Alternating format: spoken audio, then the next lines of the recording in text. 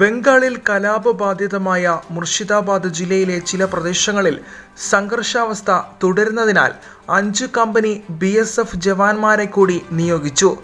അക്രമ സംഭവങ്ങളിൽ 12 പേർ കൂടി അറസ്റ്റിലായി. ഇതോടെ അറസ്റ്റിലായവരുടെ എണ്ണം 150 കവിഞ്ഞു.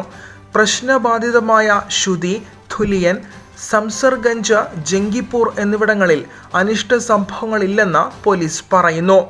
ഇവിടങ്ങളിൽ നിരോധനാജ്ഞ തുടരുന്നു. ഇന്റർനെറ്റ് സേവനം നിർത്തിവെച്ചു. പ്രശ്ന മേഖലകളിൽ കേന്ദ്രസേനയെ നിയോഗിക്കാൻ ശനിയാഴ്ച ഹൈക്കോടതി ഉത്തരവിട്ടിരുന്നു. ഇതോടെയാണ് BSF രംഗത്തിറങ്ങിയത്.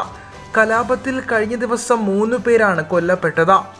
വെള്ളിയാഴ്ച വഖഫ് ഭേദഗതി നിയമത്തിന് എതിരെ ബംഗാളിലെങ്ങും നടന്ന പ്രതിഷേധം മുർഷിദാബാദിൽ വർഗീയ കലാപമായി പടരുകയായിരുന്നു.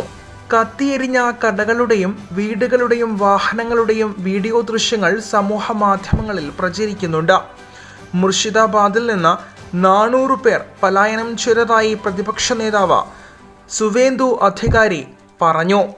ബോട്ടുകളിൽ ഭാഗീരഥി നദി കടന്ന് മാൽഡയിൽ അഭയം തേടിയവർക്ക് സ്കൂളുകളിൽ ആശ്വാസ കേന്ദ്രങ്ങൾ ഒരുക്കിയതായി വൃത്തങ്ങൾ പറയുന്നു. DGP രാജീവ് കുമാർ സ്ഥലത്തെത്തി സ്ഥിതി വിലയിരുത്തി.